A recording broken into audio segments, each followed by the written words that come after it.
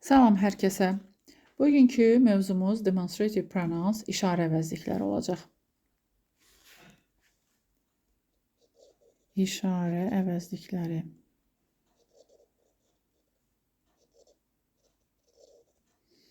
İşarə əvəzlikləri hansılardır? This, bu, that, o, such, elə, belə, the same, həmən, eyni, those, that'in cəm forması, onlar, these, this'in cəm forması, bunlar. Bu işarə əvəzliklərin işləməyinə baxaq. Məsələn, this book, bu kitab. This təkdədir, ona görə özündən sonra da tək isim işlənir. That bird, o quş. Yenə that təkdədir, özündən sonra tək isim gəlir. These books, bu kitablar. These cəmdədir, books da cəmdə olmalıdır, yəni cəm isim istəyir. Those birds, o quşlar, yəni those cəmdədir, quşlar sözü də cəmdə olur. Cümlədə baxaq bu əvəzliklərin işlənməyinə. This story is interesting. Bu hekayə maraqlıdır. Cümlədə də bunlar to be-nin forması ilə uzlaşır. Yəni this təkdə, story təkdə olan isim is to be-nin tək forması ilə, yəni izlə uzlaşır. Tək isimlərdən işlənən forması ilə. These stories are interesting. Bu hekayələr maraqlıdır. Yenə these cəmdə, stories də cəmdə və are da cəmdədir. Hamısı bir-biri ilə uzlaşmalıdır. That və those işarə əvəzliyinə baxaq. I felt very happy that day. Mən həmin günü çox xoşbəxt hiss etdim. Yenə gün sözü day təkdədir. That işarə əvəzliyindən işlənir. Onun cəm formasına baxaq. I felt very happy those days. Mən o günlər çox xoşbəxt hiss etdim. Yəni günlər cəmdə olan isim və those cəmdə olan isimdə işlənir. İndi belə bir qeydimizə baxaq.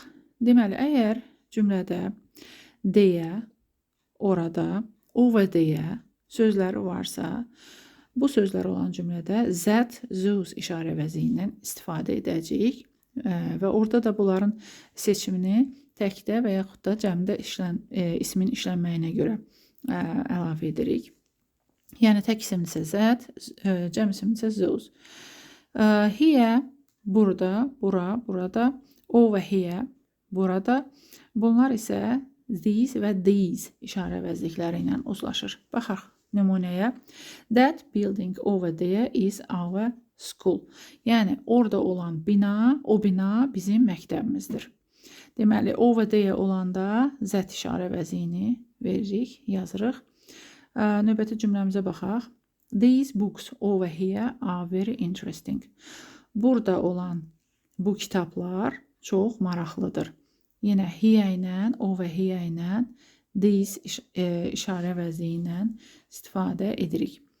Such işarə əvəzliyi tərcüməsi elə, belə. Nümunəyə baxaq. He is such a handsome boy. O elə yaraşıqlı oğlandır. Such işarə əvəzliyindən sonra isim gəlir. İsim gəlir.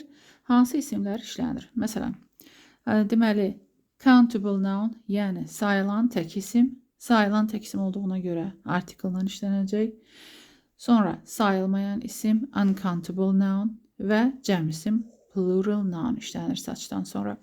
Məsələn, she is such a beautiful girl. Girl təkdədir deyə article-dan verilib. I can't go out in such weather. Mən belə havada çölə çıxa bilmərəm. Hava sayılmayan isimdir, ona görə article işləmir. They are such clever students. Onlar elə ağıllı şagirddirlər. Yenə şagirdlər cəmdə olduğuna görə heç bir article işləmir. Such əvəzliyi ilə indi isə so zərfinin fərqinə baxaq. Deməli, such əvəzliyindən sonra isim gəlir dedik. So-dan sonra isə sifət və ya zərf işlənir.